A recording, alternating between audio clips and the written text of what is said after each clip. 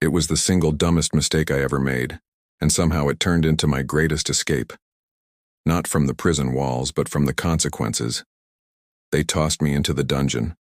The hole, SU, whatever name the guards used, barely 10 minutes after I took the dose, synthetic weed, spice. And it was a bad batch. A truly bad, visual, mind-melting batch. Most guys get rolled up and go straight to the dark side. I got rolled up and went straight to another dimension. The trick wasn't surviving the high, the trick was making those morons C.O.s believe I was sober enough to be guilty of something they could easily process. The door slammed. Steel on concrete. The sound didn't just echo. It fractured into 100 screaming shards that danced across the ceiling. My heart was a frantic hummingbird trapped in my ribcage, desperately trying to beat its way out. I was in a concrete box, 4 walls, 1 stainless steel toilet, and a mattress that felt like a rock covered in sandpaper. And I was gone. Deep gone. The wall across from me wasn't a wall at all. It was a giant pulsing video screen displaying the inner workings of my own brain. The pipes were squirming snakes. The paint peeling on the ceiling was a meticulous map of ancient Rome, and I was pretty sure the sound of the air vent was trying to read me my constitutional rights in a language spoken only by large, angry centipedes. Panic was a tangible thing, a heavy velvet curtain draped over my head. My instinct screamed to tear it off, to scratch at the steel door, to confess everything just to make the walls stop breathing. But years in the system teach you one absolute truth. The guards are predictable.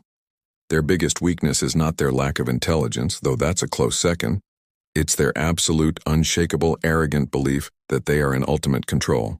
They want to see you break. They expect the junkie to foam, the snitch to sing, and the guy on spice to lose his mind spectacularly. I decided I wouldn't give them the circus show they were waiting for. I would give them a performance they would dismiss. I stumbled to the toilet, splashed ice-cold water from the tiny sink onto my face, and stared at my reflection in the polished steel. My pupils were colossal black saucers, and my face was glistening with a thick layer of sweat. I looked like a cartoon villain who had just failed a major heist. "Okay," I whispered to the hallucination of a lizard currently sitting on my shoulder. "We're going to act guilty of something small, something they can handle, something completely, utterly boring." The key was the safety check. Every hour, the correctional officer would peer through the slot to make absolutely sure I hadn't hanged myself or eaten the mattress. My first safety check was Officer Jenkins. Jenkins was a young, soft man, heavy-set and nervous. He probably went home and dreamed of making a big, career-making bust. The slot rattled open. A beam of white flashlight sliced through the darkness. Jenkins' face, magnified by the viewport, looked like a pale, angry moon. "You in there, what are you doing?" he demanded. Inside my head, the Roman map on the ceiling was rapidly melting, and the centipedes were starting to scream, demanding to know why I hadn't paid my taxes. I had to focus. I didn't yell. I didn't twitch a single muscle. I didn't even look at his face. I simply stared intently at the floor, specifically at the corner nearest the door. "I'm looking for the corner," I replied, my voice low, strained, and deliberately focused on articulating every single syllable. "The corner is missing." Jenkins was clearly confused, and he leaned closer to the slot. "The corner? What the hell are you talking about?" "It's gone," I whispered, sounding slightly manic but maintaining unwavering eye contact with the concrete floor. "The 70-degree angle.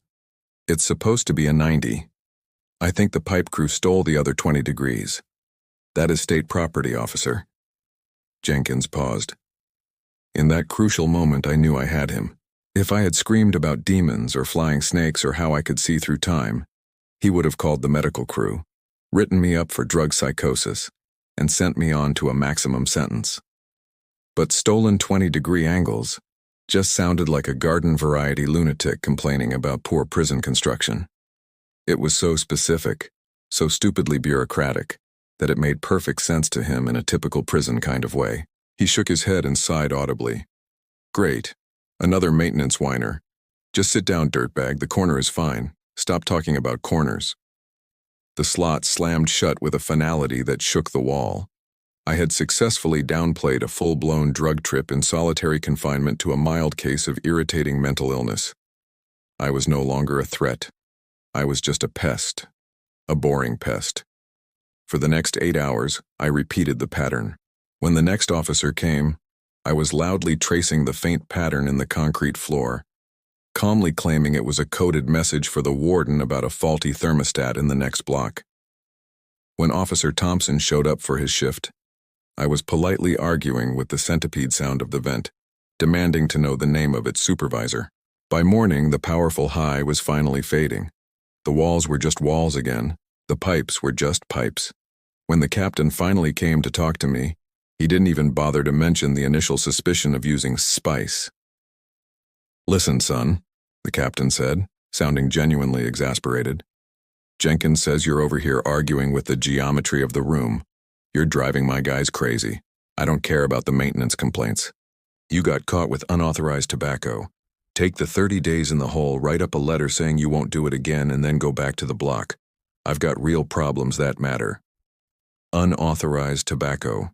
The original petty reason I was rolled up. The spice was completely forgotten. The drug psychosis was neutralized. The captain, the big bad commander, just wanted the boring paperwork, the easiest conviction he could process.